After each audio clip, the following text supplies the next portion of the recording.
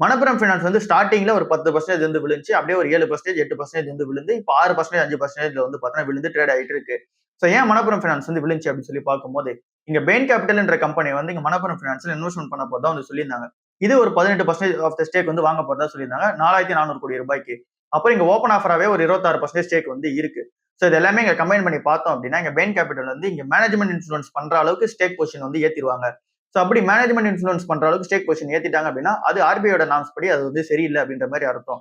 ஆர்பிஐயோட norms படி ஒரு investors வந்து இங்க ஒரு பேங்கோ இல்ல அப்படின்னா ஒரு என்பிஎஃப்சியா தான் வந்து ஓன் பண்ணணும். Multiple of NBFC, multiple of banks வந்து ஓன் பண்ணக்கூடாது. இதுதான் ஆர்பிஐயோட நார்ம்ஸ். பட் ஆனா பெயின் கேப்பிட்டல் நிறுவனம் வந்து ஏற்கனவே டைகர் கேபிட்டல் அப்படின்னு சொல்லிட்டு ஒரு கம்பெனி இருக்கு. அது ஒரு என்பிஎஃப்சி கம்பெனியா இருக்கு. அத வந்து இவங்க வந்து ஓன் பண்ணிட்டு இருக்காங்க. 93% ஸ்டேக் வந்து அவங்க கிட்ட இருக்கு.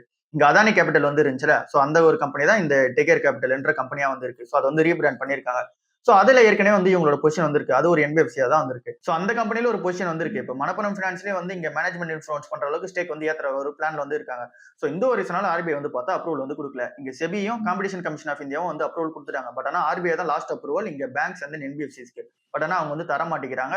பட் ஆனா இங்க பெயின் கேபிட்டல் சொல்ல வரது என்னவா இருக்கு அப்படின்னா, இது 2மே டிஃபரண்டான ஃபண்ட். அது ஒரு ஃபண்ட், இது ஒரு ஃபண்ட். இந்த ஃபண்ட்ல இருந்து வர டீம்ஸ் வந்து பாத்தீங்கன்னாலும் செப்பரேட்டா தான் வந்து இருக்காங்க. சோ 2மே தனித்தனி அப்படின்ற மாதிரி வந்து சொல்லியிருக்காங்க. பட் ஆனாலுமே ஆர்பிஐ வந்து இன்னும் வரைக்கும் அப்ரூவல் வந்து தரல. சோ இதனால வந்து பார்த்தோம்னா இங்க மார்க்கெட் வந்து இறங்கி இருக்கு. இங்க மணப்புரம் பினான்ஸ் ஷேர். ஸ்டில் என்னதான் இறங்கினாலுமே காஸ்ட்லியா தான் வந்து இருக்கு. சோ நம்ம வெயிட் பண்ணி பார்த்துட்டு பொறுமையா வந்து கன்சிடர் பண்ணிப்போம்.